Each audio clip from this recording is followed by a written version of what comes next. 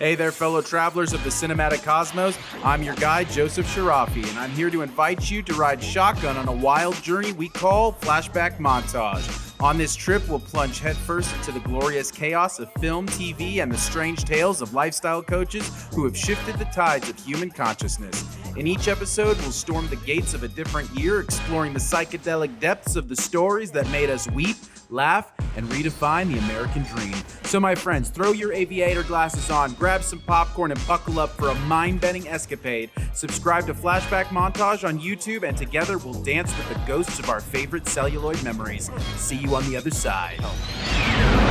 Welcome to Flashback Montage, the podcast where we take a trip down memory lane and revisit some of the most iconic movies, TV shows, and cultural moments of the past. I'm your host, Joseph Sharafi, and each week I'll be joined by a special guest as we dive into a specific year and explore the highlights of that time. From the blockbusters that defined an era to the shows that kept us glued to our screens, we'll relive the nostalgia and celebrate the classics that still hold up till today. But we won't just be talking about entertainment. We'll also take a look at lifestyle coaches of people who've influenced us and how their impact can still be felt in our lives today. It's a journey through time, my friends, that will make you laugh, reminisce, and maybe even shed a tear. So grab your popcorn, settle in, and let's take a trip back in time with Flashback Montage. This week, I'm so excited. I've got a friend, I've got a thespian, a producer, a writer, just all-around creative dude, and he's my friend, Michael Forsch. Thank you so much, man. Can you introduce yourself to the audience and let them know about your backgrounds and your interests? Sure. Well, first of all, thanks for having me, Joey. It's an honor to be on your podcast. I am a local Las Vegas filmmaker / actor. I actually moved to Las Vegas about 17 years ago for my stage career, performing in stage shows on the Las Vegas Strip for about 14 years. And I transitioned to filmmaking, event production, about 2016, and been doing that full time ever since. Wow, that's amazing. Let me ask you something kind of personal. Are you sure? What kind of podcast is this, Joey?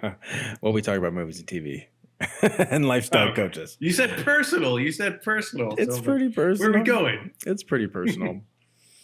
So for you, could you talk a little bit about the art form? Here we're advocates of going to the movie theaters and have filmmakers make movies that are worth people actually going to the movie theaters, because it's a lot to get somebody to go and take their time when they've got everything like Netflix and Hulu and Disney Plus and Apple Plus and all these other pluses and everything and streaming and whatnot. But going to the movie theater, very important. So for you, how did film and TV shape who you are as an artist and how you are as a person, and going to the movies and feeling it actually there with other people and laughing?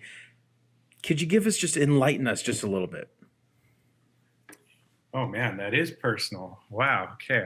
Told you. I feel naked in front of your audience. See, you thought we're just like a movie and TV pop culture show, right? No, man, we dig right into the gut.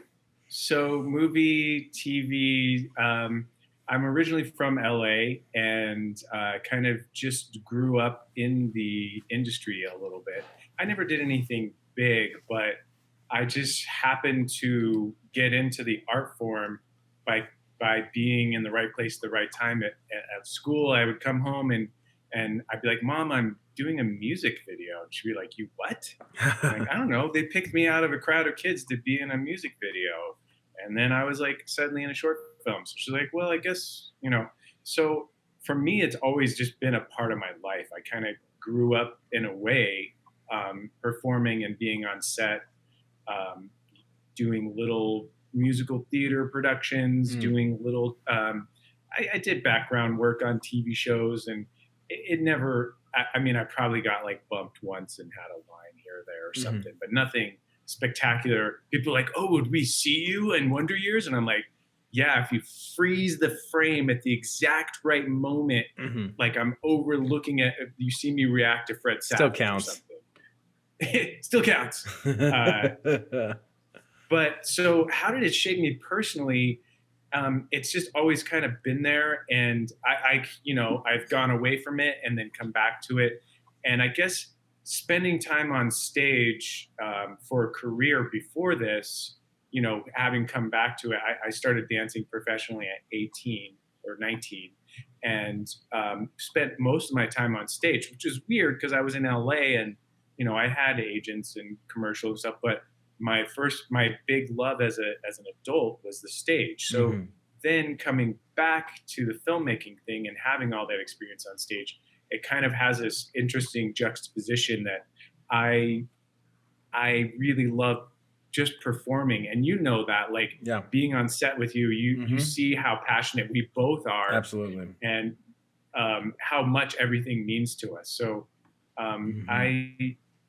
it's hard for me to say how it has shaped me, because it's always just sort of been there, whether it's the arts, performing on stage, or being in front of the camera. I guess the big development is, going behind the camera and being a producer and learning that. That's what I've really focused on the last 5 or 6 years, having produced one of your films even. Yeah, absolutely. Great job. So thank you. So I've really just kind of tried to learn all aspects of filmmaking, being in front, behind, being on stage, being off stage, how to do all that stuff. I live for it. I love it. I breathe it. It's always been a part of my life. So I guess it's just kind of, I fell into it, and I've never known anything else, is I guess the short answer. Wow. It's been running through your veins. Miles Teller once told Tom Cruise that he was, after a physical, he was like, "Hey, I found out I've got jet fuel in my blood from us doing that." And Tom Cruise, without a beat, actually was like, "Yeah, I was born with it, kid." So I feel like you were kind of giving me the Tom Cruise. You've been there. It's in your blood. I love it. That guy's a bit more successful, but more power to him. But still, he knows how to make a good movie. That's for sure. Who did he have to sacrifice to get that?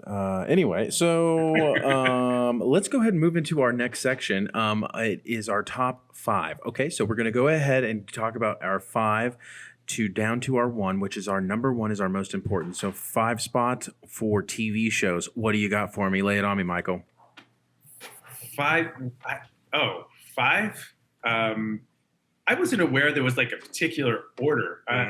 Oh yes, I told you this earlier. He was trying to be like, I'm an amoeba. I don't take shape. I don't take form. He forgot this conversation. No, it is. You got to do something. Do number 1s or 2s. I have things that I love, and then dude, that's the whole format of the show, bro. Fine, Joey. I don't know.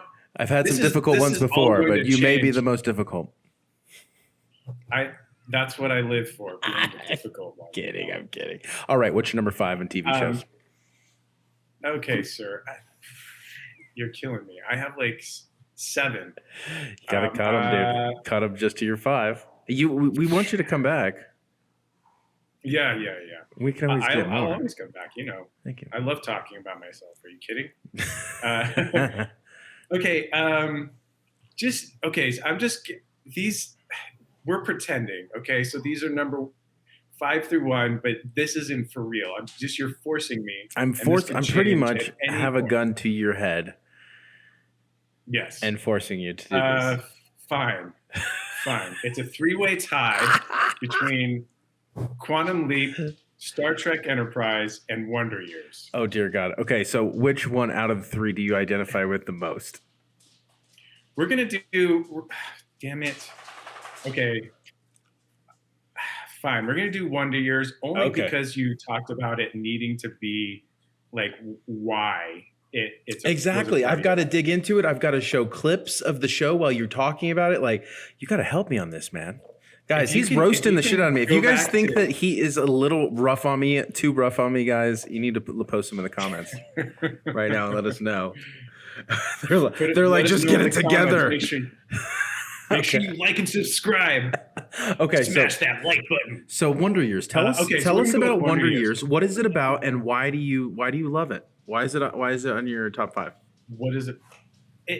it's the one that sticks with me because I was actually on set there. I have memories of being in the prom scene with Fred and oh my God, am I Paul? No, what is his real name? Fred Savage. You can roast me. Fred Savage. Fred Savage. Yeah, he's the no. Paul is his best friend. Oh, is Paul his real name? I can't remember the actor's name. Was Paul his name? No, Fred, the actor's name too of his best friend?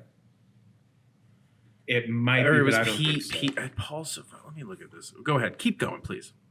Anyway, so the point is, being a part of that and actually being on set for there, and back when it was 35 millimeter film, and they cut and checked the gate and all of that stuff was just like a magical experience. And to be at like the school dance filming, I did a bunch of stuff. There was like you're in school but the main thing that sticks out in my mind at probably 11 or 10, I think 11 years old, was the school dance. So then going back and watching it on TV, it would kind of like, even though the show is about a different time period, not where I was growing up at all, but just that the characters kind of go through what I imagine my, albeit maybe perhaps lonely childhood could have been or could be, or having that first crush, like all of those things you kind of live through that moment.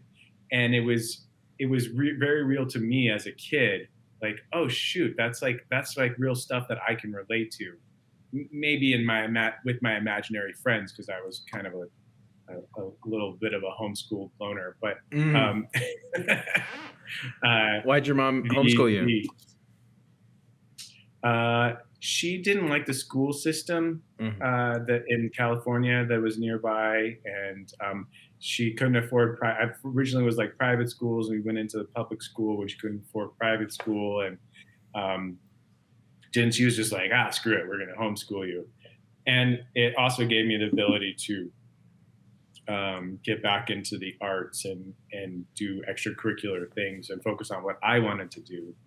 And eventually allowed me to graduate early at 16 so that I could do acting and performing on stage full time and not have to, I had the advantage of having a high school diploma at 16 and not having to go to school, et cetera, et cetera. Didn't do much, but it was an advantage at the time. It's not like I made it big because of that, but it was cool. Yeah. So Wonder Years kind of was like an interesting parallel to, like, I was on that set, and then it was cool to watch those people kind of grow up that were the same age as me. So that's super awesome. I'm a huge fan of Wonder Years, by the way. His name is Josh Savino. Josh Savino. Yeah. Yes. Okay. Yeah, he was actually like the cool one that would like come and talk to the background actors. So really, I was like, "Yo, what up?" Shout out to Josh. That's awesome. Fred, though, he was an asshole. Fred, no, he was fine. He was chill. He just didn't talk to us. And I didn't actually get to meet Winnie. What is her real name? I can't remember. Danica McKellen. McKellen, yeah. McKellar. So Danica McKellar. Yeah, I never got to meet her, but like everybody was in love with her, which was, I could see that because the show really made you fall in love with her. Yeah, absolutely. Like that, you love her character. Yeah, she had such a great character, and like you're always like, how on earth was Fred Savage's character ever able to pull Winnie? She was like, it kind of made you feel like Fred a little bit, like you could maybe get a chance. You may have a shot. Maybe. Yeah. You're saying there's a chance. You're saying there is a chance. Okay, so what's your number 4? Thank you for Wonder Years. Number 4. I love Wonder Years. Okay, brother. We're going with Buffy the Vampire Slayer. Oh my gosh. Only the first 2 seasons. This is not the first time that somebody has mentioned Buffy. Please tell us what Buffy the Vampire Slayer is about and why you like it so much. I like the premise so much that I kind of like had a similar premise to one of my shows that I'm producing. Only in that it's like strong female lead with superpowers beating immortals. But besides that, it doesn't have anything near. But Buffy the Vampire Slayer, first of all, when it went off into like crazy seasons with Angel, and I totally lost interest. I like Angel. Like, nah, okay, well, you're David we'll Boreanaz. leave that up to you. No, he's great. He's a good actor and all his stuff. But Okay, Buffy. I really like Buffy. Again, trying to think of like things in my formative years that helped shape me as a person and whatever. And what it really opened my eyes to was they had this great, and it was like some of the first time I'd seen it where you'd have your action stuff and they try to do comedy and one-liners, but it just never like hit. Whereas Buffy had this great feel for being very funny, but then they'd have these great action sequences and you were just in on the lore and in on like Buffy being the reluctant cheerleader hero that she's like thrown into this, and you just like sympathize with her and you were in because she was reluctant, but she had to do this to like save people, and then she had these powers, and she like that whole like self-discovery of everything was so well done in my mind that it just stuck with me. Like I would watch that and be like, oh, this is funny. Like I would laugh, but then they had great poignant moments and great action. And those first couple of seasons, man, I was like, this is so well done. And that's like, that has stuck with me through my entire life. Now I'm kind of parallel making a similar type of show. So I don't think my show is quite as funny. It's not as shticky as Buffy, and Buffy got more shticky as it went. But especially in the beginning, and even the movie was without Sarah Michelle Gellar was actually really good too. So that's my take on Buffy the Vampire Slayer. Is number 4. Buffy the Vampire Slayer. That is powerful stuff. I am gonna need to watch Buffy. I think even more because I've watched it here and there. I've watched, here and there. I haven't watched binge watched the whole thing. I need to find out where it's at and get on that. Thank you. Number 4. What's your number 3? Okay, number 3. Now we're getting into like full on like comedies because I watch most of the TV I watch besides like the big regular, that everybody loves, like Game of Thrones, and I do like the dramas quite a bit, but I'm obsessed with comedies. I'm producing a sitcom TV show comedy, and so like that's just like at the forefront of my mind. And one of the shows that I kind of debated on this too, because it's so cringy now to like go back on it. Like Married with Children really made me laugh, and then when I watch it now, I'm like, oh, it's so cringy.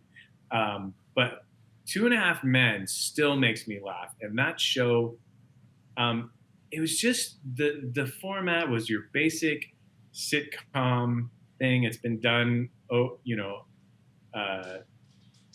and over. That format's been done over and over again. The straight and narrow guy, and then the guy who like it's all, and their opposites attract. But this time it's kind of cool. It's their brothers, and then they're connected with the Charlie's nephew, the son, and the whole show. Just for me, I could just sit down, mindlessly watch it, and know that I'm going to laugh. And that honestly didn't really happen. Didn't really happen. It's hard to make me laugh. A lot of times I'm like, I just watch these shows and I'm like, I can see why that's funny, but I'm just not an easy laugher. And still, even like I'll watch clips in it, that just like the way the writing of that show. I mean, obviously the producer is, Big Bang Theory, all those, like he just hits after hits after hits. He's huge. And it just was done so well, and just a format that has been done from time, like, Honeymooners, like all of those. Crap, what's that other TV show that was Chuck Lorre? Chuck Lorre, yeah, of course him. But no. I'm trying to think of the format, like the trope. They kind of just do that all the time. It's the opposites attract. Like Abbott and Costello, or exactly. Yeah. There's a specific name for it. Of course, you put me on the spot. And I put myself on the spot. I know he backed himself off of a cliff and was like, "I forgot my parachute." Okay, so Two and a Half Men. 2.5 Men is very interesting because it's like one of those that has a very long history of like kind of like they had to switch their lead person from Charlie Sheen to Ashton Kutcher. They kind of kept trying to make it go, and then eventually the kid dropped out. The kid was like, I've had enough of this show, and so that was interesting. And so then it was done. I think maybe that show might have just kept going. You know, it was one of those shows that, you know, two guys raising a kid sort of deal. That you know, the Odd Couple sort of thing. You know. Odd Couple. Bam. That's exactly what I was trying to say. The Odd Couple. It's just been done over and over and over again. But they did it so specifically well. And, you know, Charlie Sheen was a big part of it. And, you know, mad respect to Ashton Kutcher. But when you have such a big change like that, you know the show's not going to make it. I had checked out. I checked out way before that. But like a Walking Dead checkout. Again, yeah, exactly. You know, you come and go away from TV shows. It's not like it is now where you just stream so much and you're watching, you know, you're binge watching so you get through the whole season and everything's shorter. I'm not sure how many seasons 2.5 Men did, but I'm sure it's way over syndication. Like, oh my gosh, yeah. Way over 7 seasons. And now seasons are lucky to get 4 or 3 even. Most of the time Netflix is like 2. Because they're trying to get new subscribers, et cetera, et cetera. So 262 episodes. There you go. So that's like 2.5 probably 10 seasons. At least. 12 seasons. That is crazy. So thank you so much for 2.5 Men. What is your number 3? Number 3. Are we on 3? 5, 4, 3. Are you sure? I think we're on 2 then. No, we're on 2. We're on 2. Wait, what were the other ones? You said Wonder Years. Buffy the Vampire Slayer. Buffy. 2.5 Men. Yeah, 3. Number 2. Now, like I said, this is all with a caveat. This is not a real order. Stop it. I'm going to delete all that out. You know, I'm the person that can cut that out. There's no chance. These are yours and they're locked in. They're ironclad. There's no way you're cutting this out. You're just going to cut this out now to most spite difficult me, guest hilarious. I've ever had, Mike. Number 2. Do you like how I'm just building tension? I love it on this countdown. It's the best. Completely deflating it. I love by it. saying this is a pointless countdown. This doesn't really matter. Seriously. We're only on TV shows. TV shows is like not even that. We haven't even got to movies yet. I know. Okay. So Third Rock from the Sun. Whoa. Third Rock from the Sun. Tell us about Third Rock from the Sun. What is Third Rock from the Sun, and why do you like it so much that it's your number 2? My family's a big sci-fi family. Like some of the other shows on my list that didn't make it on there were like Star Trek and Quantum Leap and stuff. And I've always grown up big sci-fi stuff. Always really, really into that. And so to me, like it was such a perfect meld of like sci-fi alien stuff into like comedy. And it was such a great way to have that standard of inserting the stranger in a strange land, not understanding everything, and playing the comedy of that moment over and over and over again by having this family of aliens. And once again, I mean, of course, John was so good in that, and dude face. John Lithgow. Forget his name. No, John Lithgow, yeah. But no, the kid that now he's like Joseph Gordon-Levitt. Mr. Big Time. Joseph Gordon-Levitt. Mr. Big Time. I'm a big fan. Yeah, I mean, dude's loony as a loony bin, but he's a phenomenal actor. He's loony? Oh, yeah. Tell me more about this. He's crazy. How's he crazy? Tell me a story.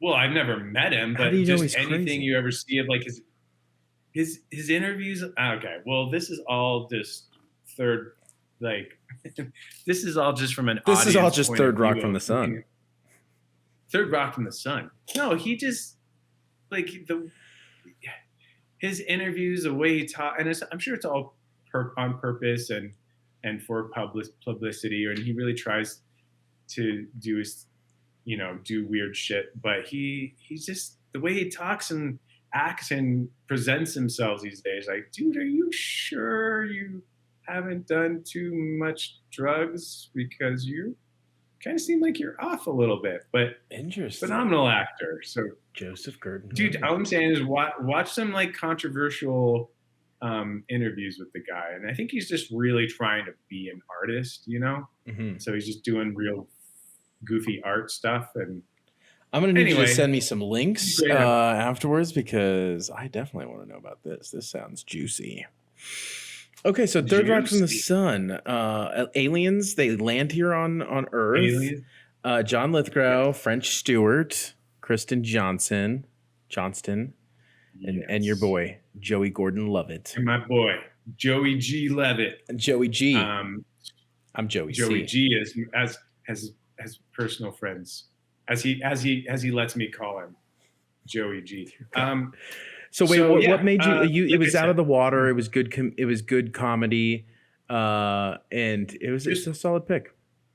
Solid pick. It's a great watch. It's still funny, especially the I honestly, a lot of these shows, like, they're pretty formative for me as a kid, but it was still in the 90s and stuff, and we didn't have streaming services, so like I didn't fully get to watch all of the seasons, and I would lose interest. But to me, they really stick in my mind as something that I had.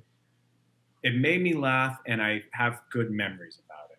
And being like, oh man, that would be so cool to be on that show, or they inspired me as a performer, as an actor at the time. And like I said, John Lithgow, the dude he's just great in everything. And like, Mhm. man, was he good in freaking Dexter? Like, he mostly does comedy, and then you watch him in Dexter, and you're like, wow, he's just. Yeah, I'm the such a world huge of fan. according to Garp was when I saw him in. That was really amazing. That he played with Yeah, Robin he's Williams. phenomenal. Really awesome. Okay, that brings us So- to what's your number one first favorite Number one, TV show of all time?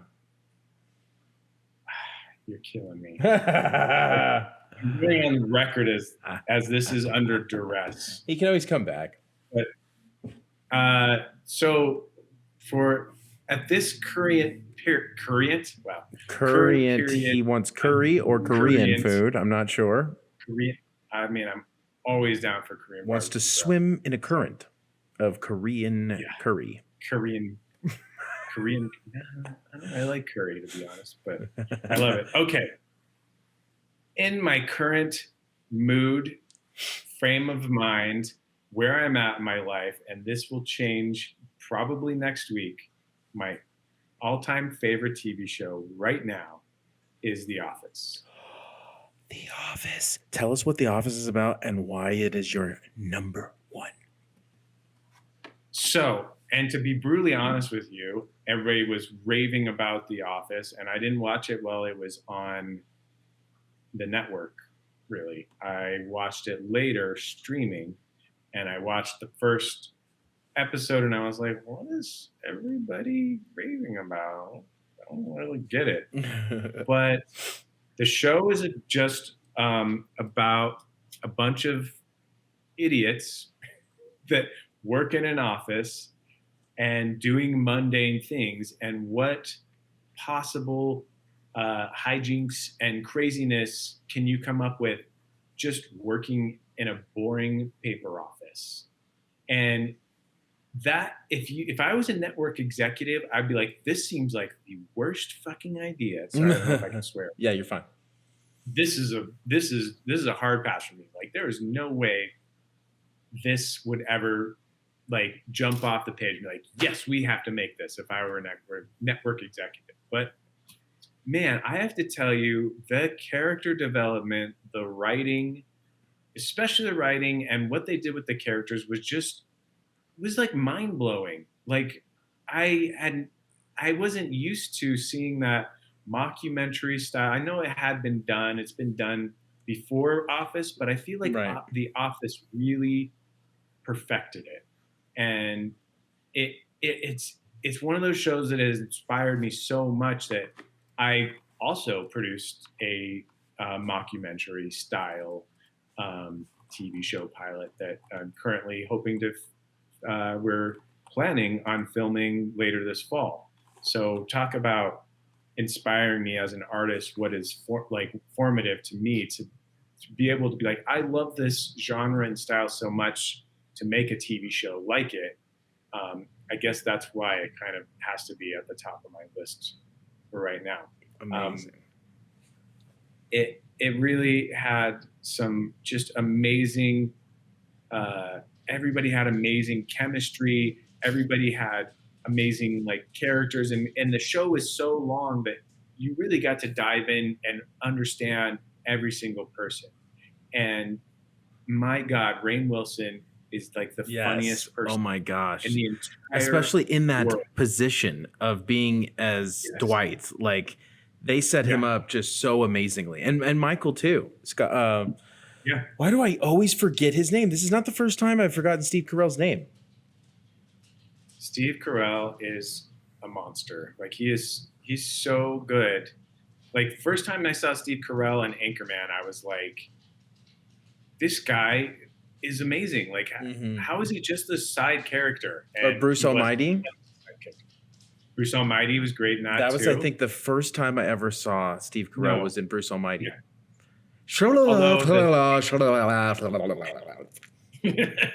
Very good. I mean, Evan Almighty wasn't that good, but he tried. I know, but he was good in Bruce Almighty, though. And Bruce Almighty, I stand by Bruce Almighty. I think that movie is still super solid. I actually rewatched that recently on an airplane. It holds up, right? Great movie.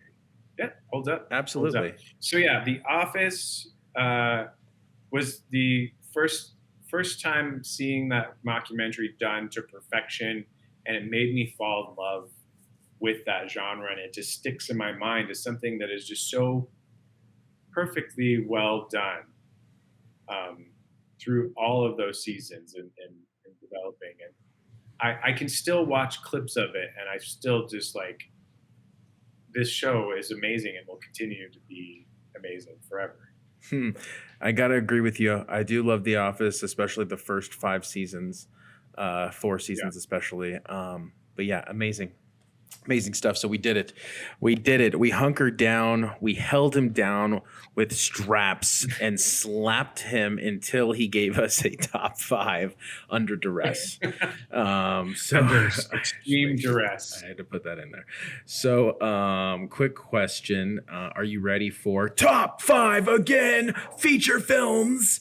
Give it to me, top 5. I don't want any lip this time there, buddy. You already know the rules. Lip. Top 5. What do you got? Okay, so we're gonna go with Thor Ragnarok, which is crazy because it's like, that's a good movie. It's such a good movie. Tell us about what it's about and why you like it so much. So I'm a pretty big Marvel fan. I've watched all of their shows and everything, and just really, really like amazed at how well they went through at least the first 3 phases of all of their movies. Like to be able to do like over 20 movies and be so dominant, like basically take over. Like if you wanted to be in a feature film, it had to be a superhero movie. There were no other like blockbuster movies like that. That's what it was. Superhero movies. That's it. Is pretty amazing. And it all came from gambling on Jon Favreau and our boy RDJ, and that's Robert Downey Jr. If anybody doesn't know, holy smokes! If you don't know that, you need to get off some crack. Sorry, continue. Well, you had to know who RDJ is, but Chris Hemsworth though killed it in this movie. So to Mark me, Ruffalo, this is where Chris, it's Jeff amazing. Goldblum, Chris. Yeah, so they basically did my favorite thing, and this is kind of like a theme throughout, is they took, with TV shows, like same thing with Buffy, is they were able to seamlessly meld that action, and Marvel has done it this whole time, where the action and the comedy go hand in hand, and they just one enhances the other, and the comedy enhances the story. And to me, Thor Ragnarok, especially with the second Thor being so bad and the first Thor kind of being mediocre, and I really was like, Chris Hemsworth before that point was just like, okay, Chris, he had some funny moments. Good. Another. Yeah, that was funny. Yeah, he's fine. He was good, and he was good in Avengers, but Thor Ragnarok really was like elevated him to a whole new level. Elevated everybody, and it's the director, of course. Like Taika Waititi. Taika was, and he did my favorite episode of The Mandalorian. That's too. right. Yeah. Taika just when he's on and he makes something good, you know it's him. He just has this style that's like so unique, but he just is able to, like I said, seamlessly integrate his brand of comedy with the action and the story and enhance it.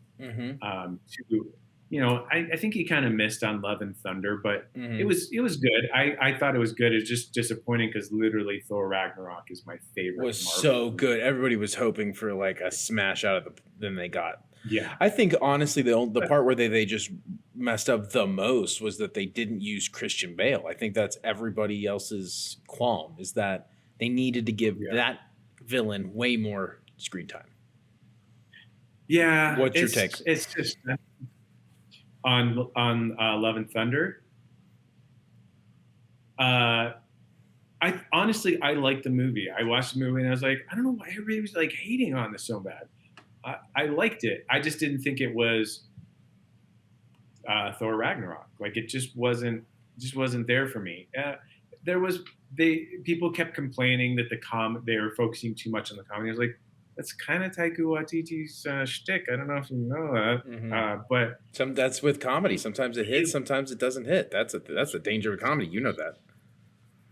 Yeah, pass or fail, man. That's the beauty of it. So, exactly. And it was good. It was good. I liked the movie. It just wasn't the best. It was far from the best. And I think that has more to do with the Marvel movies in general.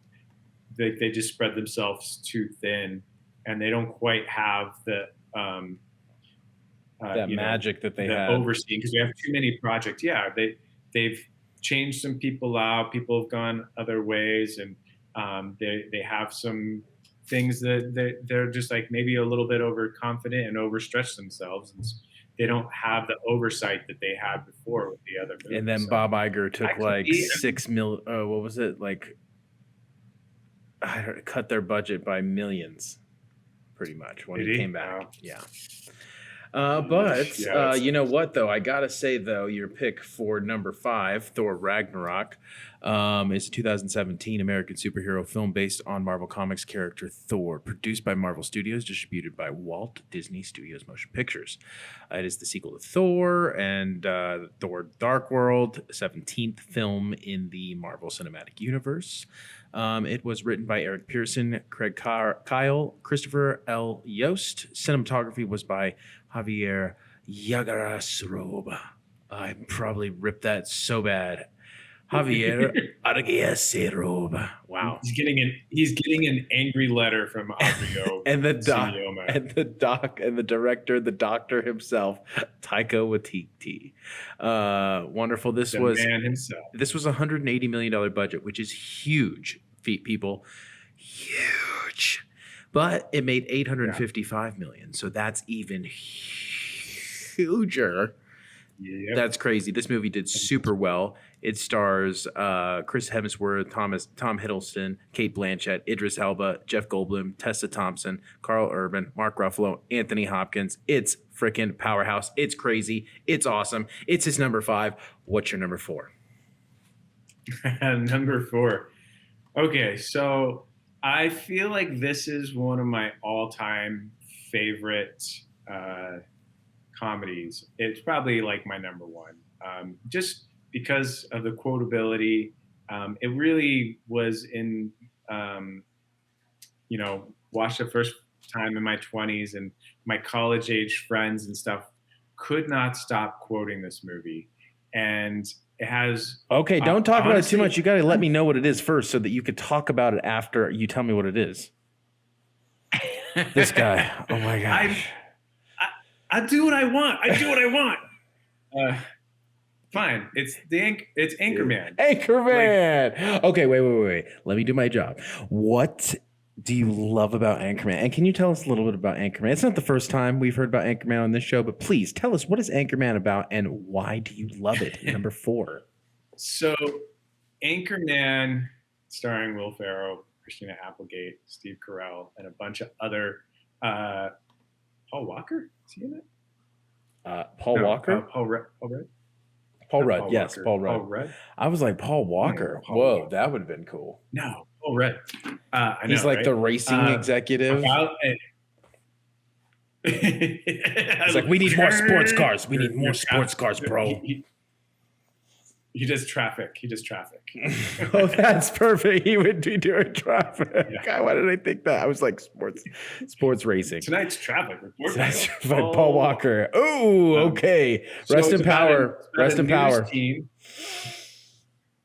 team in the 80s? 70s. 70s, I think. No? I think 70s, yeah. 70s. Got to be 70s. Yeah. Late 70s. Got to be. Starring Will Ferrell, meets Christina Applegate, who becomes his co-anchor. They fall in love, and it's just about really my favorite thing: really dumb people making huge mistakes, and watching the chaos unfold from there. And it's based in San Diego, which is one of the best cities in the entire world. Climate-wise and weather-wise, it's just an amazing paradise. Mm-hmm. And so super fun to give San Diego such a forefront in the international movie scene. Mm-hmm. And I have to say that Will Ferrell is not my favorite comedic actor, and he's very hit or miss, but man, is he hit for me. Like, Will Ferrell is great in Elf, and he is great in Anchorman, and there's a lot of movies in between where I'm kind of like, yeah, you're okay, dude. It's not really that funny, but you're funnier than me. So kudos to you, brother. Oh, dude, I love Will Ferrell. I want to see Will Ferrell and Adam Sandler in a movie together. Because those are the two that people have the most. They have the most decisive statements on those two comedians, mostly. Jim Carrey, everybody can usually get behind him. Some of his movies or whatever, but most of his movies, they're classics. But when it comes to Adam Sandler and it comes to Will Ferrell, people sometimes enjoy his brand of comedy and some people don't. You know what I mean? I happen to enjoy Adam Sandler and Will Ferrell comedy. But I'm with you. I know that there are definitely tons out there that don't identify with it. But these movies are hits for sure. Yeah. They for me, they tend to go too much into absurdity. And I'm like, okay, that's funny for a second, but sorry, I thought I lost you for a second. You were so still. I was like, oh man, the internet. Exactly. Perfect. Actually, you did like freeze for a second. So. Will Ferrell and so as I was saying, absurdity, it sometimes just falls a little flat on me. And because it's like I like comedy that it can be. I want to believe that they're really stupid, and when they're just being stupid to be stupid, it's not there for me. And so Will Ferrell can kind of get into that, but Anchorman, it just worked so well, and I think it was the just the writing on that first one was so well done, and just. They were just jamming. There was something magic in there because you watch some of the outtakes and the clips and stuff, and they're just literally like spewing out stuff and just playing with stuff. I mean, and how they played their stupidity so genuinely and believable was great to me. And just the way the whole movie progressed, like all the character arcs were just so well done. And yeah, they just did it right. They did absurdity right in Anchorman, and it's my top 4 movie. So Dorothy Mantooth is a saint. Don't you forget that. Exactly. Don't you forget that. Best quoted. Anchorman, The Legend of Ron Burgundy is a 2004 American satirical. How do you say that? Satirical. 2004 American satirical comedy film directed by Adam McKay in his directorial debut, produced by Judd Apatow, legend.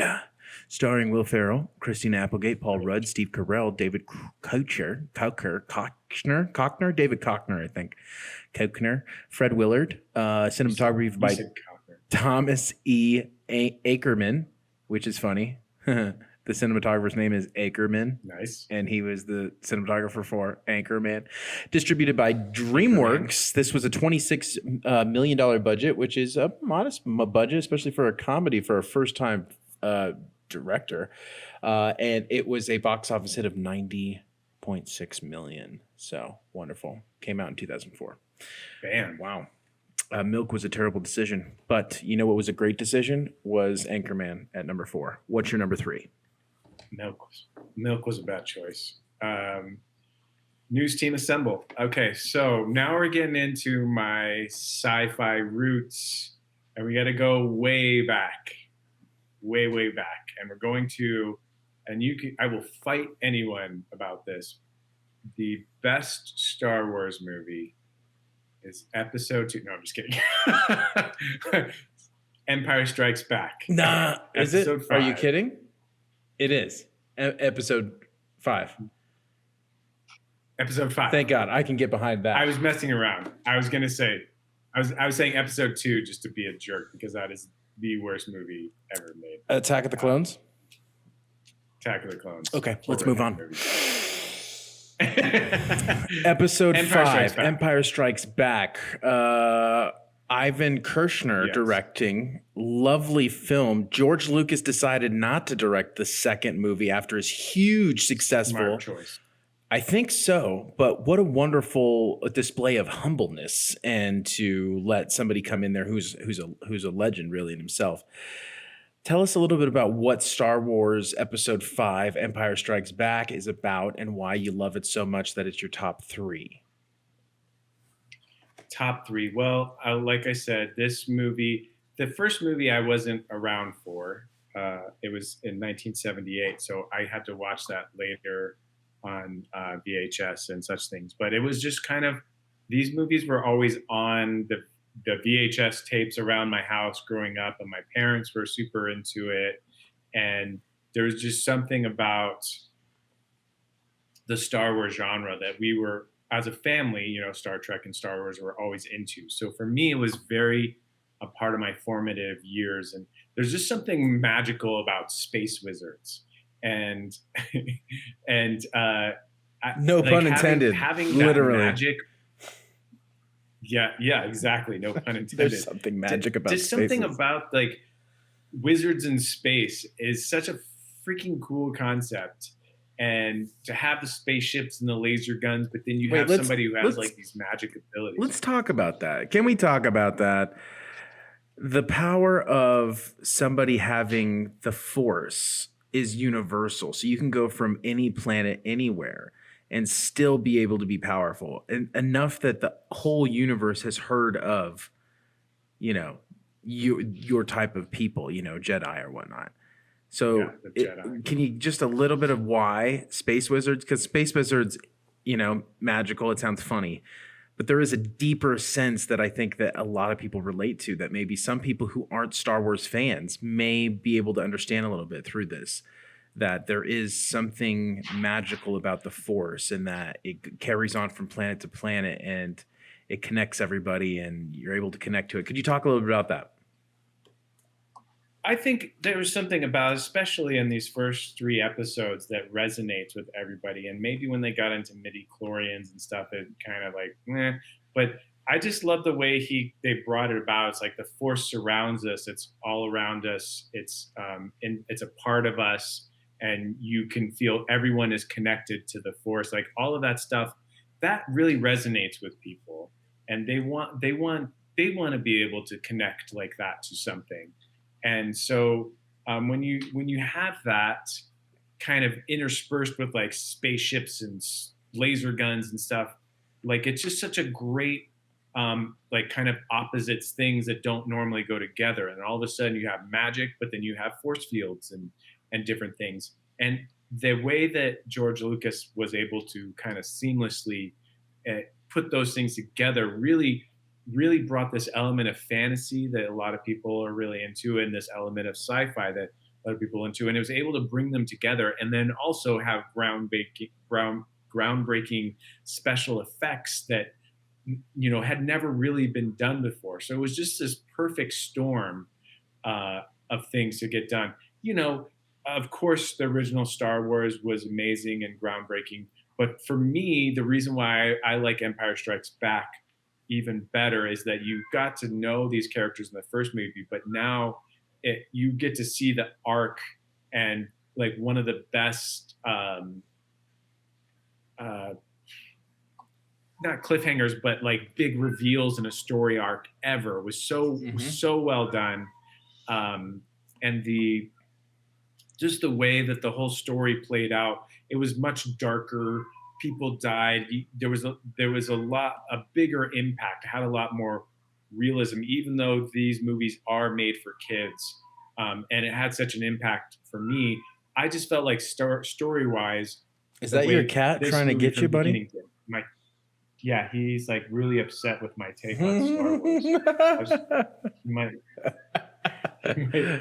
might come up and start clawing me in the face because he really does like the Attack of the Clones.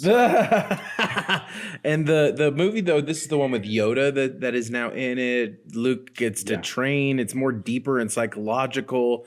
It does set up the arc that you were speaking about, and then they just kind of totally kill it with the new ones. I mean, maybe not completely, but like whatever. It's I'm not gonna hate anybody for anybody, but like, do you remember seeing this? Did you see this in movie theaters or like they've replayed this stuff before? Have you gone and watched this? Yeah, my parents did bring me to the movie theaters, but it came out in '82, so I was only 2 years old. So I didn't remember it, and apparently, I think Darth Vader scared me. But yeah, growing up as 7, 8, 9. Really did capture my imagination, and especially like in the first movie, Luke didn't really get to use the Force much. He did a little bit, like he blew up a space station, but it wasn't like he was using his Force powers. And then you really saw him as the hero come about. And so as a kid that was really in like thinking that was cool, is like that's when you really saw his like oh, he really is a Jedi, and he's using he can do all this cool stuff. And so that, and watching him train and all of that was like key. All of that was really, really key. That's what made it great.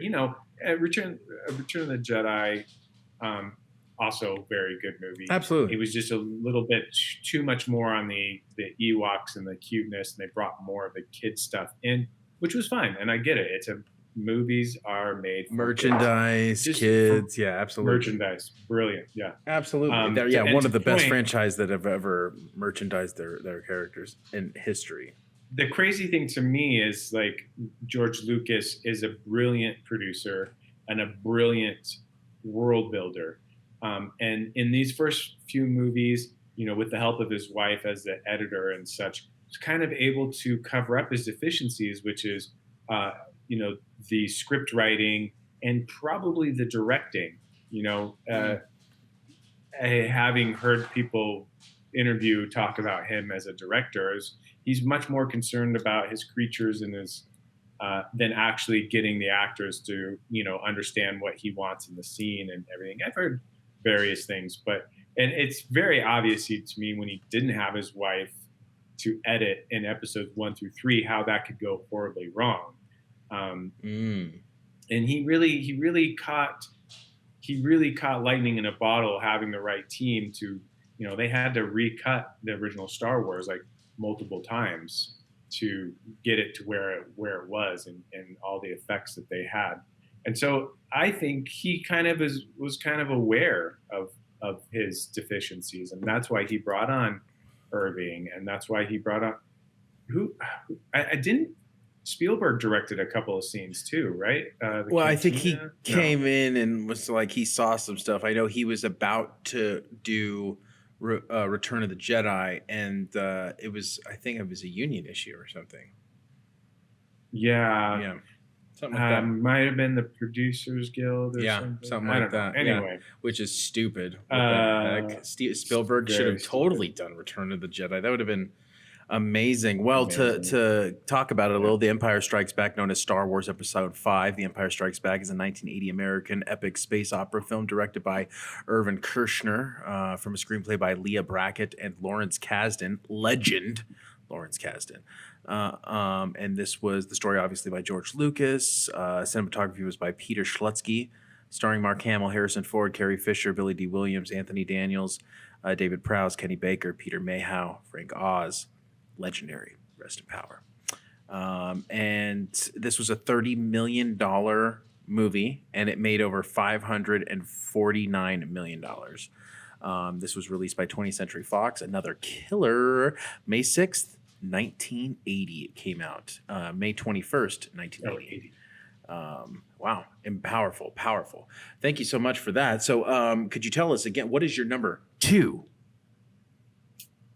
Number 2, so we're sticking with the sci-fi, and that's got to be Mr. James Cameron's Terminator 2, also a sequel. Wow, T2. Yes. My last interviewee, they did not like sequels at all, so you're kind of changing it up. I love it.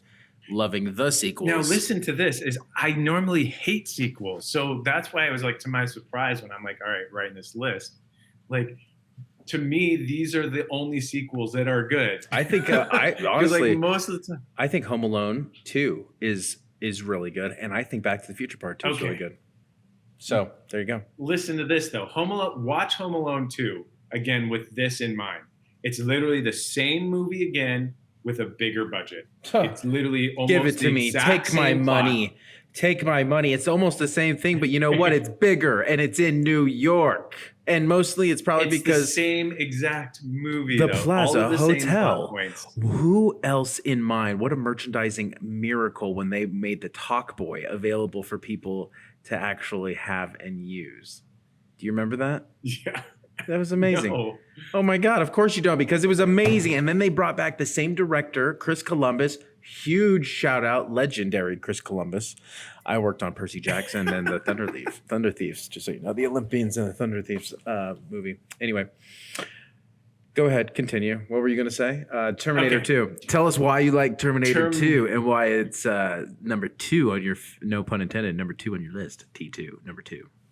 Yes. Sequels. I can't believe that my list has 3 sequels on it. That's insane to me, because I literally don't like any sequels hardly ever. But anyway, point being, what is it about? Back to the Future 2 is good. I love Back to the Future 2. It's such a great what it does and what a lot of other sequels don't do is it takes the story and builds upon it and makes it bigger and better. Where a lot of times when you have these sequels, they just kind of take what was done and sort of rinse and repeat. Home Alone 2. And then so good. and So good. Terminator 2 expanded the story. It really brings out even more of the world, so much more that they tried to continue doing that for like too long. For movies. God's sakes, people. Way too many. Change it up. Nobody cares. Everybody already knows AI is going to kill us. We're not even real right now. We are just literally AI, and you're a figment of your imagination. Sorry, go ahead. We are absolutely just chat. This is a Chat GPT. This is a Chat GPT interview. scripted interview. We're reading. We're really just reading right now.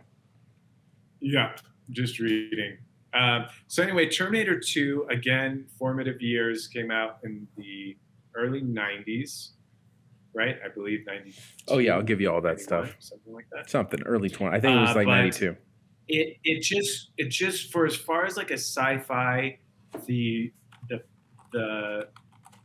writing, the execution, like just done so perfect and again, ahead of its time, CGI, like still stuff that holds up. Like you watch that and you're like, I believe this. Whereas you watch other CGI, especially some of those the episodes of Star Wars and stuff, you're like, oh my God, this is such it's crap. tough, yeah. And it was just so well done that it just like totally captured my imagination with like having the young John Connor and having this father figure that's just a cyborg, but then still having this emotional connection. Like I still, when I watch it at the end and Arnold gives a thumbs up, like that has an emotional impact on me than way more other movies that are supposed to have like these emotional things. I'm like, yeah. But that thumbs up, man, that catches me. I'm like, bam. He worked so hard to be his friend. He worked so hard to prove that he was his protector. The mom always gave him shit. And finally he gives his life. And finally, you know, right when Connor, Sarah, and John, John already knew he was a good robot. He was like on his side, like I think mostly early on when they kind of started hanging out. But Sarah always was like, screw this guy, dude. We can't trust this guy ever. And then so when she starts trusting him and he gives up his life, that just makes it so much more powerful. And so when he throws up that thumb, I know what you mean. Very powerful moment. James Cameron, fucking genius. And what is her name? The actress? I don't know. She's so damn good in that. Like to go from Linda Hamilton, Linda Hamilton's character arc from the first movie to go into this total freaking like sociopath killer. Just an amazing, amazing transformation as an actor in that movie. Like was unbelievable. You know, and Terminator 1 is such a great movie too, like in its own right. But Terminator 2 is just everything expanded, bigger, better, and even more well done. And just an amazing place of like, wow, this could really happen one day, you know? Right. Oh, and man, look, everybody mentions it, dude. Everybody mentions Skynet. It is a phenomenal thing. Why? Because people are scared of it happening right now. But we're not, because we're actually are Skynet. We actually are AI right now. We're not even real. We are taking over the world. Computer. Somebody's like taking acid right now watching this and they're like, oh my God, the computers are really just controlling. We're just okay. Terminator 2. Terminator 2 is a 1991 American science fiction action film directed by legend James Cameron, Jimmy C. I don't know. He probably hates that. Who co-wrote the script with William Wisher, starring Arnold Schwarzenegger, Linda Hamilton, Robert Patrick, and Edward Furlong. Not many stars in this movie. If that's very interesting to look at. And this was the second installment of the Terminator franchise. The cinematography was by Adam Greenberg, produced by James Cameron as well, distributed by TriStar. This was a $94 to $102 million. That's huge. In 91, that's a huge budget. And that's a $300 million movie. The box office made $520 million. So that was what a big hit. There was an issue in Terminator 1 where the studio took a lot more money and owned a lot from the franchise. So James Cameron was like, well, I'm going to do a sequel and I'm going to make sure that I own all the rights. And so that 500 million, that's pretty much a start to his empire that he has. You know, the James Cameron has a fleet of submarines in his New Zealand compound in case some shit goes down, bro. You know, he's the first person in the world to go to the deepest level of the ocean in the Marianas Trench. He did it with a submarine that was paid by the Discovery Channel to make this documentary. Isn't that genius? Wow. He had a production company build him a submarine to take him to the deepest part of the ocean. That is some crazy ass creator shit. The T2 director is doing crazy shit, guys. Man, I should have taken 3 shots of espresso before this. I am jacked. All right, can we talk about your number one favorite movie of all time? What is Number one. Number one. Again, this is with the caveat that this could change any moment. But I constantly go back to this movie. Another thing that I really enjoy, I guess we didn't really touch on it too much. I either like movies about really stupid people or really, really smart people. You mentioned the stupid people. I like my dramas about really, really smart people. Anytime, like, I love me some Sherlock Holmes. Anytime there's somebody that's just really, really smart. So this movie, and also it's so inspiring to me too, is Good Will Hunting. Oh, okay. Tell us about what Good Will Hunting is about and why you like it. Good Will Hunting is about this kid who's working as a janitor at a fancy MIT. I think it's MIT. It's basically a huge, smart campus, and he starts solving math problems in his spare time that can't be solved, basically. And he gets discovered, and he's just some kid with this insane intellect who's working construction, and he's in trouble with the law, and he it has this eidetic memory where he can basically remember anything that he reads, and but what is so well done about it is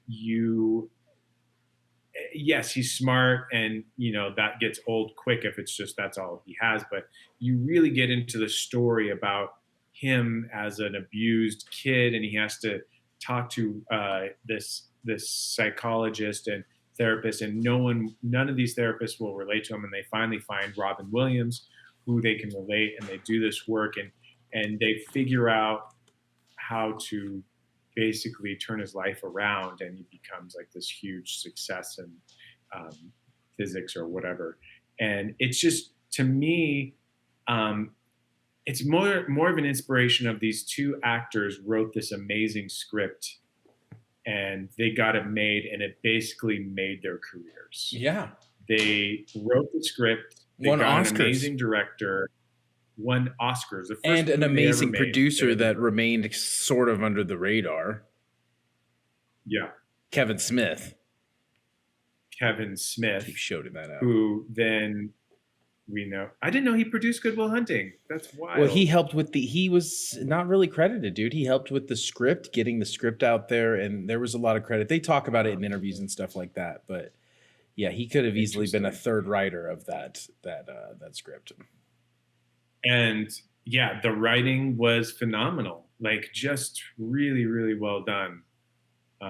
It gave Ben and Matt their starts, and like, to me, that's super inspiring, besides the fact that it's just such a well done movie, and it gives you all the feels. You have like these triumphant moments where the underdog just kind of outsmarts everybody, and I absolutely love that. Anytime somebody super smart just can outsmart everybody and use their intellect to do things is just absolutely wild. And you really, really connect with Matt Damon's character and Ben, for that matter, too. Like, the moment that Matt Damon's character is like, oh man, I just always imagined myself out here banging rocks with you guys, and Ben's like, no man, like, you got to go work the job, because all we ever do is dream of somebody who got out of the neighborhood.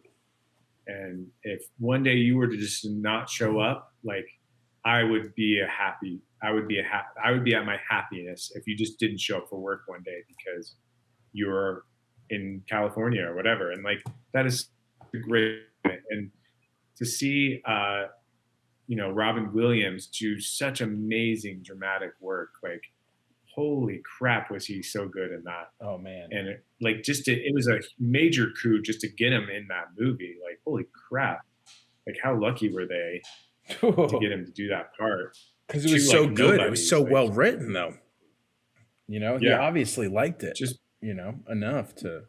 Just an amazing thing. So, Good Will Hunting, dude. And I put it at number one, not only because it's great and the great writing, but also it's so inspiring as a filmmaker to see like these two actors just be like, well, here's our movie that we wrote, and they got it made, and it just took off for them. And they had great connections, I'm sure, too. But like just to get to that point of being able to shop it around and have all this interest, like, of course they were in Hollywood, but no one had ever heard of them. They were nobodies, and they now look at them like they're household names, A-list actors. Matt Damon, say what you want about his acting, like dude knows how to pick good movies. He's been in so many movies that I'm like, I just freaking adore. Like I love. He works with great filmmakers. That's the key. And people know that. Leo knows that too. You work with great filmmakers and you produce your own work. Yeah. That's amazing. So let's go ahead and talk about Good Will Hunting. Is a 1997 American psychological drama film directed by Gus Van Sant, legend, written by Ben Affleck and Matt Damon and Kevin Smith. It stars Robin Williams, Matt Damon, Ben Affleck, Stellan Skarsgård, amazing, and Minnie Driver, amazing. This at the 70th Academy Awards, it received nominations in 9 categories, and it won in 2: Best Supporting Actor for Robin Williams, Rest in Power, and Best Original Screenplay for Affleck and Damon and Kevin Smith. In 2014, this was cinematography was by Jean-Yves Escoffer, edited by Petro Scalia, and distributed by Miramax. This was a $10 million movie, which is pretty low, and it made over $225 million. What a huge win for Miramax in 97. December 2nd, 1997. Wow, that is amazing. We did it, guys. We did it. We pushed it to him. We tortured him. We cut off his pinkies and twisted his little toesies, and he ended up giving us a top 5, because I added two fives, but it's really 2 5s, but it's all 10 altogether. All right, it's time to move on. We've done it. It's now time to talk about the hot spot. That's right, 1965. Everybody gets their own year, and this guest, Michael Forsch, he got 1965. Let's talk a little bit about 1965, shall we? 1965, okay. the top TV shows and top movies of 1965. The top movies: The Sound of Music, Dr. Zhivago, and For a Few Dollars More. Any of those movies get you a little jazzed up and juiced out? Wow, that's considering I wasn't born for another 15 years. The only one I know is Sound of Music, and that's because I danced to the soundtrack as a professional dancer. And did you like it? Did you enjoy it? Did you love the tunes of The Sound of Music? Yeah, no, it's funny. It did a lot of contemporary ballet to it, and I've seen the movie, of course. Pretty poignant, about having the German Nazis and all of that stuff. Is, me being Jewish has a kind of a interesting thing. I mean, I from what I recall, they are leaving the country because the Nazis are taking over. And it's about the family is sort of having to run away from it all. The Von Trapps, right? The Von Trapps. I think so. Powerful. Yeah, so that year is not super clear for me. I haven't watched a lot of cinema from 1965, but I have happened to seen Sound of Music. So beautiful. Okay, well, let's talk about the TV shows. Top TV shows 1965: I Dream of Jeannie, Get Smart, and The Fugitive. Watch any of those? Yes, I Dream of Jeannie. On like Nick at Night or something, that was right? on like Nick at Night. Yeah, dude, Nick at Night. Throwback. Do they still have Nick at Night right now? I have no idea. I doubt it. Maybe Nickelodeon, Nick at Night. Well, yeah, I mean, there was before before these streamers, you didn't have much choice on things, and you would just throw on, like, late at night, you're just bored watching TV, can't sleep, you throw that on, and I Dream of Jeannie, Andy Griffith's Show, all that stuff would show up on Nick at Night.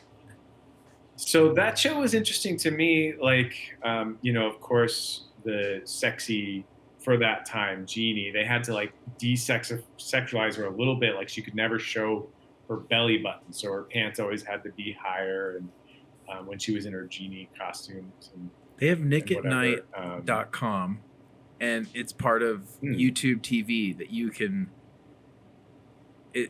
Wow. And currently they have a share. I guess the 9 p.m. to 6 a.m. is what they used to run, and yeah, now you can get a subscription to Nick at Night at YouTube. We don't get paid from Nick at Night, just so you know. We're not like promoting them, but like just came up. So maybe Nick at Night, if you guys want to sponsor us, please reach out, Nick at Night or justwatch.com. I'm just saying, like, we're just gonna throw it out there. Abundance, the law of attraction. Let's talk about lifestyle coaches who were killing it in 1965. Now, this is a little weird because this lifestyle coach, he was dead 10 years before 1965, but still his stuff is so powerful. You probably heard of it, that it was still super popular even 10 years after his death. Dale Carnegie. He was an influential American writer and lecturer renowned for his courses in self-improvement, salesmanship, corporate training, and interpersonal skills. His best-selling book, How to Win Friends and Influence People, published in 1936, has sold over millions of copies worldwide and remains a go-to guide for effective communication and personal success. Another of his notable works, How to Stop Worrying and Start Living, provides practical advice for overcoming worry and stress. Carnegie's teachings have had profound influence on the self-help and personal development industry, and his legacy lives on through the Dale Carnegie training programs, which continue to equip people with leadership and communication skills globally. Mike, are you familiar with any Carnegie's material? I definitely have heard of How to Win Friends and Influence People, the book. Just by it being commented upon in pop culture. If you had said Dale Carnegie, I would have no idea who you're talking about, but I've definitely heard of that book. Nice. So that's about as much as I know about, but it sounds kind of cool. And to have that much influence 10 years after you're dead, pretty awesome. Right. Do you have any motivational speakers or authors or inspirational thought leaders that you follow or would like to shout out? Oh, man. Joey Giraffe. Yeah, and Robin Williams. I don't know. Yeah, nothing.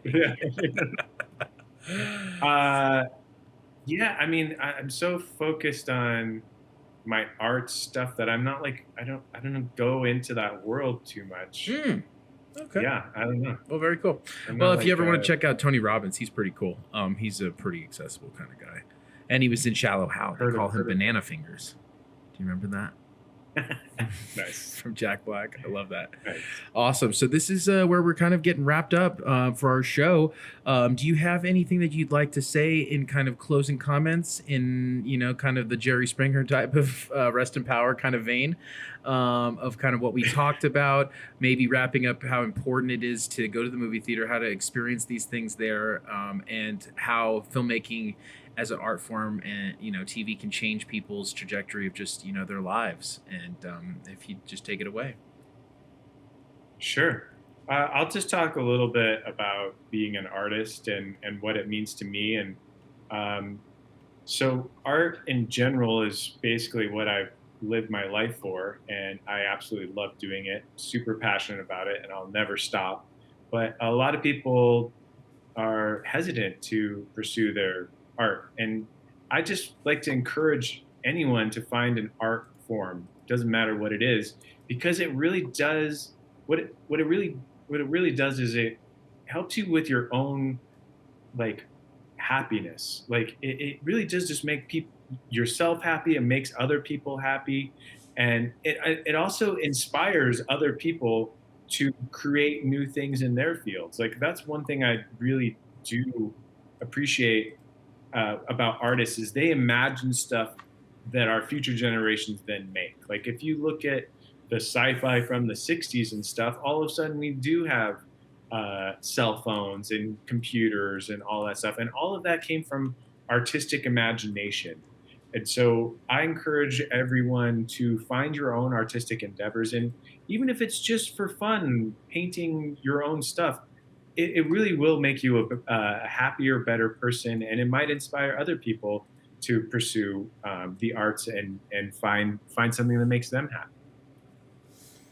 Powerful stuff, man. Thank you so much. I like to do something a little bit unconventional. I like to surprise my guests at the end of every episode.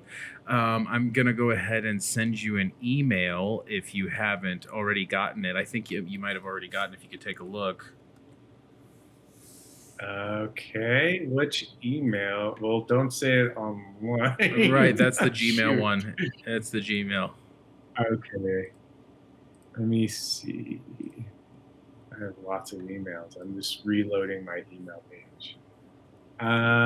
Okay. I don't see anything on my Gmail. The MY? Let's see. Oh, wait. Hold on. It's just not loading. I can see it on my phone, I think. Perfect. It's like weird. I don't see it. Hold on. Here we go. Boom. Okay. 1965, Dr. Zhivago. All right. Nice. So what we're going to do is we're going to do a frozen read. You're going to play Yuri Zhivago. I'm going to play Lara. And we're going to just go ahead and get this rolling. You ready? Wait a second. Give me a chance to open it. Okay. You're going to have me read you here? Everybody does this. I like to watch who am I them gonna be? squirm. You're going to be Dr. Zhivago. Yuri. Okay. Are you ready? All right, interior, Yuri sure. study, night. The coldest read ever. It's a frozen read, that's what I call it. Yuri Zhivago, a poet and physician, and Lara Antipova, a nurse, and his muse are in a quiet corner of a bustling home. You know, Laura, when I first saw you, I felt like I'd been struck by lightning. Lara, surprised, turns to look at him. Why is that, Yuri? Because even in that instant, I knew that you were someone that would change my life forever. Lara looks away in discomfort, clear on her face. Yuri, we can't do this. We both have our own lives. But our lives are intertwined, Lara. We can't deny that. You're a good man, Yuri. You're my friend, and for me, that's more than enough. Do you ever think about what will happen after the war? What kind of world we'll be left with? I try not to. But I hope for a world where we can live in peace. A world where love isn't a crime, where the heart is free to choose. That would be a world worth living in, Yuri. Great job, Michael. Great job. I've only done this a few times before, but man, you are such a good reading partner. I got to send you another one, buddy. Go ahead, check your email real quick. Make sure you're getting it all. We've got to make sure you've got it. This guy. Oh God, you're killing me. He's killing it. He's killing it. All right. Are you ready? Who am I reading as? Who do you want to read as? I don't care. You tell me. You're the one that's throwing this out. I think you should be Rod. Okay. Help me help. So this is from Jerry Maguire, interior living room night. Jerry Maguire and Rod Tidwell are in Rod's living room having an intense conversation about Rod's football career and what he wants from Jerry as his agent. Help me help you, Rod.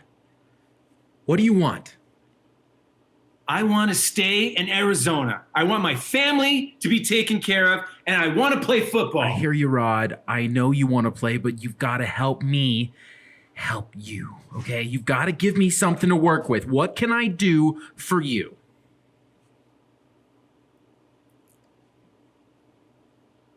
Show me the money, Jerry. What? You heard me. Show me the money. Show you the money. No. You can do better than that. I want you to say it like you mean it, Jerry. show me the money. All right. Okay. All right, Rod. Okay. So, show me the money. Louder. Show me the money, Jerry. Show me the money. That's it, brother. You got to yell it.